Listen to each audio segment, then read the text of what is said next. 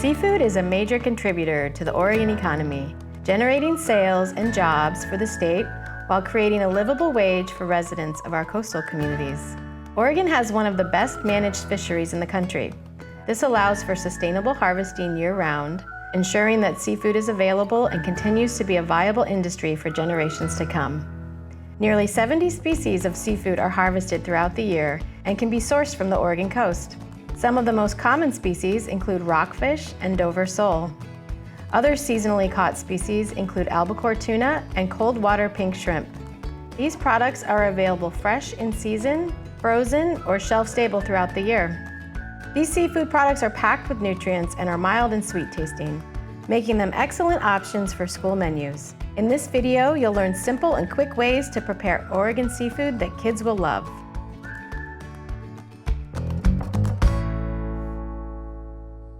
Hi, I'm Garrett with the Culinary Institute of Child Nutrition, and I'm here in Oregon to show you how to use Oregon-caught seafood on your school menu.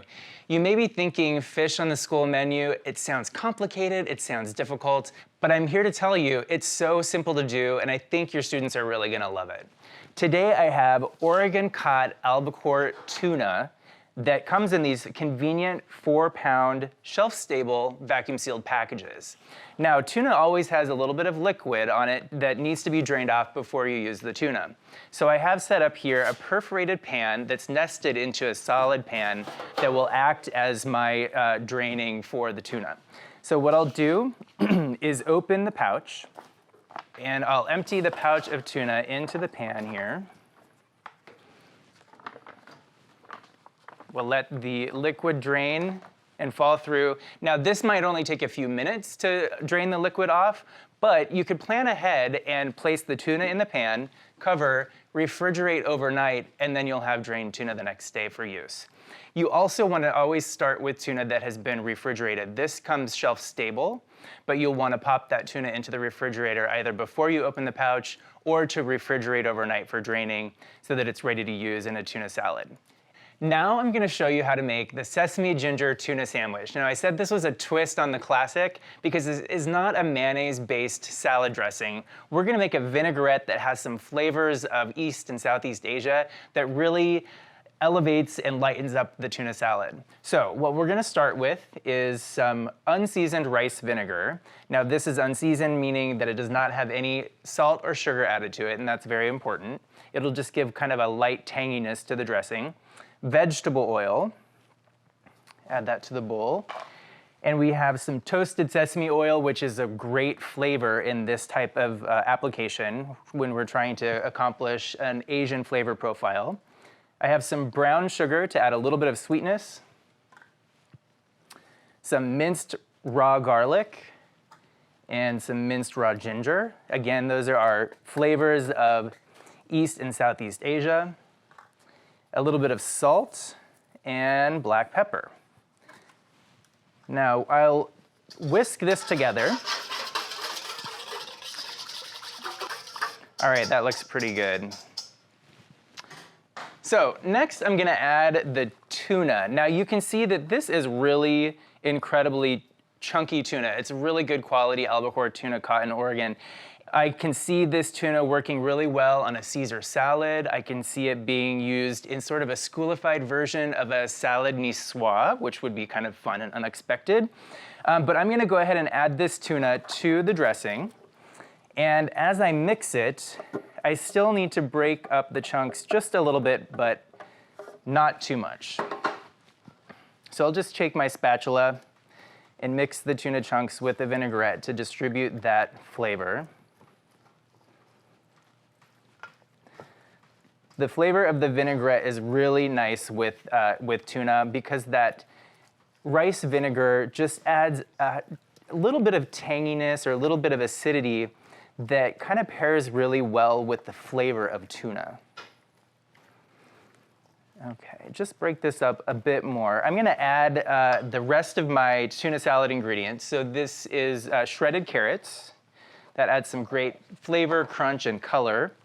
I have some sliced green onions. Again, some of that flavor profile we're looking for. This is grated fresh radish, Really nice freshness there, a little bit of peppery kick, some chopped cilantro, and minced fresh jalapeno for a little bit of heat, and some fresh chili flavor. Like I said, this is sort of a East and Southeast Asian flavor profile going on.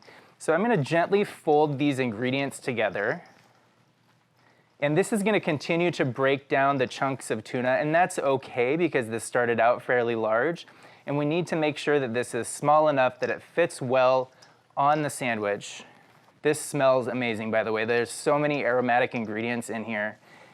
And the ginger and the garlic really come through.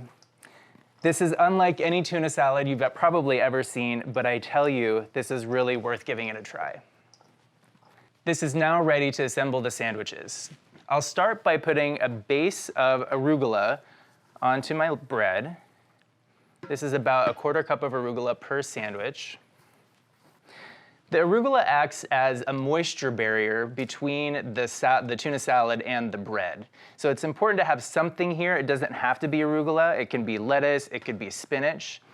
The nice thing about arugula is it's kind of unexpected. It adds a little pepperiness to the sandwich, and it looks really cool. Now we'll take a number 8 scoop to portion out roughly 1/2 cup of tuna salad per sandwich, and that's gonna give you a 2-ounce equivalent of meat alternate. So just place the tuna salad right on top. This looks really great, that you can see the different colors, the different textures.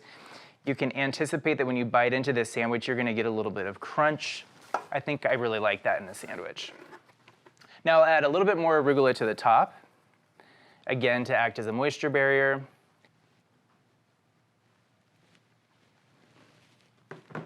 And then I'll place the top slice of bread onto each sandwich, pressing down gently just to make sure that you distribute the tuna salad and that the sandwich holds together. Now, you can serve the sandwich whole like this, just fine. You can also cut the sandwich on a bias. So I'll take one of the sandwiches, and gently, with a serrated blade, you want to cut on a bias or diagonally across the sandwich. Hold the sandwich down, cut like so, and then we can see the cross section of the sandwich. You've got some really great colors and textures going on there. And I'll show you what this looks like on the tray. And we'll complete the meal with some cucumber slices, some mixed Oregon berries, and a glass of milk.